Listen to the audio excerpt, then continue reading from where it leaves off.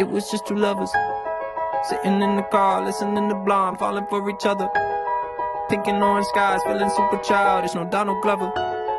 Missed call from my mother. Like, where you at tonight? Got no alibi. I was all alone with the love of my life. She's got glitter for skin, my radiant beam in the night.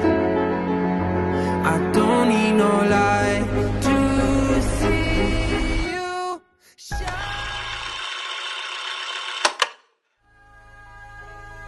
Assalamualaikum teman-teman, kami di sini perwakilan dari kelompok 2 sedang berada di Benteng Rotterdam. Di samping saya ini adalah Kak Dava selaku pengurus dari Benteng Rotterdam. Selanjutnya di sini saya akan memberikan kesempatan bagi Saudari Gaisa untuk bertanya.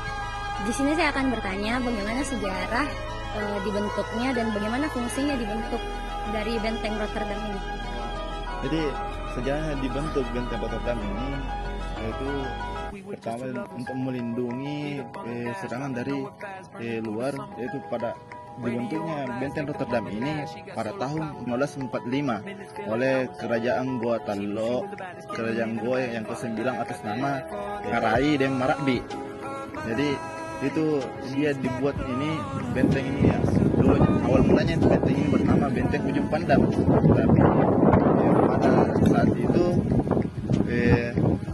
dalam perjanjian Bongaya terhadap perjanjian antara Kerajaan Goa dan kolonial orang Belanda, Kerajaan Goa mengalami kekalahan dari perjanjian Bongaya pada tahun 1667.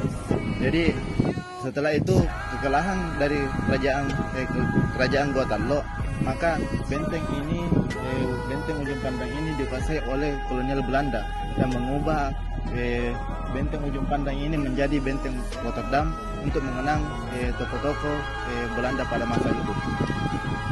Nah, di sini saya mau bertanya lagi, apa fungsi dan peran utamanya Benteng Rotterdam ini pada saat masa kolonial?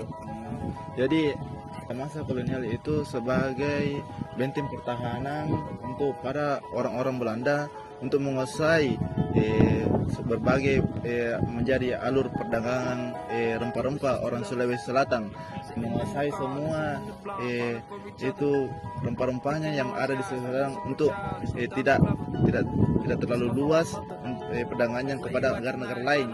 Jadi benteng ini menjadi salah satu tempat berkumpulnya atau tempat utamanya orang-orang Belanda untuk menguasai daerah Sulawesi Selatan. Bagaimana pandangan Tak dan pandangan masyarakat warga Makassar atau warga Sulawesi untuk memandang Benteng Rotterdam ini?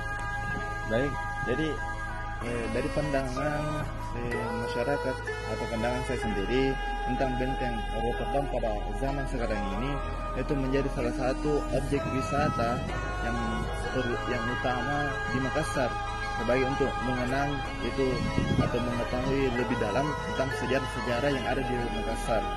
Dan adapun di dalam Benteng Rotterdam itu ada terdapat suatu museum atau bangunan, yaitu bangunan Logalika, yaitu berada di belakang kita. Nah, di situ dia ditempatkan sebagai bentuk kayak artefak alat-alat tradisional yang ada di seluruh Sulawesi Selatan. Baik, itulah tadi wawancara kami dengan Kak Dava. Sekian dari kami. Wassalamualaikum warahmatullahi wabarakatuh.